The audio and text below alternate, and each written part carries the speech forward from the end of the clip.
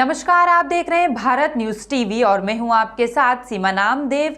दिन की शुरुआत करते हैं खास खबरों के साथ। पत्रकार बंधु से मुखातिब होते हुए सत्येंद्र यादव सत्या ने कहा कि सरकार को अब 7 वर्ष पूरे होने हैं। जब बीजेपी के लोग विपक्ष में थे तब वादा किए थे कि हम हर वर्ष 10 लाख युवाओं को रोजगार देंगे और 5 वर्ष में 2 करोड़ रोजगार सृजित करेंगे, लेकिन ये सरकार अपनी वादा खिलाफी का कार्य कर रही है। आज नौजवान रोजगार के लिए दर दर की ठोकरें खा रहा है। उत्तर प्रदेश की सरकार से युवा रोजगार मांगो तो उसे लाठी दिया जाता है। ये निकम्मी सरकार उत्तर प्रदेश की पुलिस अभ्यर्थी और शिक्षक अभ्यर्थी दोनों जब अपनी मांग को रखते हैं तो ये निकम्मी सरकार उन लोगों को लाठी बरसा रही है और तानाशाह रवैया अपना रही है। संविधान बचाने का काम किया जाएगा, युवाओं से कंधा मिलाकर रोजगार की मांग की जाएगी। गांव, गरीब किसान, नौजवान की बात को रखना अगर गुनाह है तो इस गुनाह को हम बार बार करेंगे। ब्यूरो पवन मिश्रा की रिपोर्ट। और जो 700 किसानों ने अपने बलि देने का काम किए हैं, जिनके घर का आज चिराग बुझ गया है, जिनके परिवार की एकमात्र उम्मीद वह किसान परिवार का वह जिम्मेदार था, वह आज इस दुनिया में नहीं है। क्या हिंदुस्तान के लोग उन चीज़ों को भूल जाएंगे?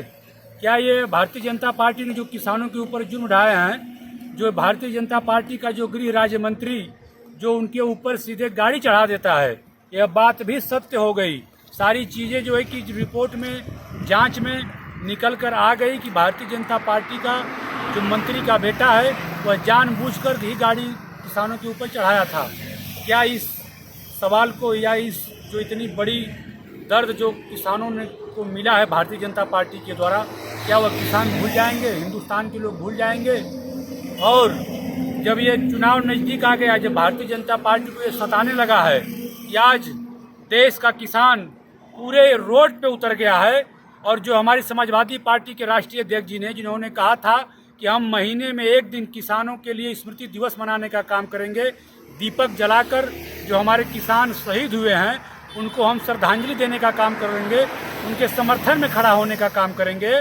और 17 तारीख के दिन जब इस हिंदुस्तान के नेता आदरणीय अखिलेश यादव जी इस गाजीपुर के धरती से जब रथ को लेकर निकलते हैं, तो इधर पूर्वांचल से लेकर और पूरे लखनऊ अवध तक जो किसानों का जत्था है वह आपको 1 बजे, 2 बजे और 3 बजे भोर तक रोडों पर खड़ा होकर अखिलेश यादव जी का इंतजार कर रहा था। अगर वह सिर्फ इंतजार करने पर कोई हो सकता है तो वह बड़े उद्योगपति नहीं हो सकते हैं, वह बड़े घराने के लोग नहीं हो सकते हैं। वह गांव का किसान जो रातों को जगकर 2 बजे, 3 बजे तक भोर में इस कड़ाके की ठंड में भी अपने खेतों में पानी भराने का काम करता है, अपनी सिंचाई।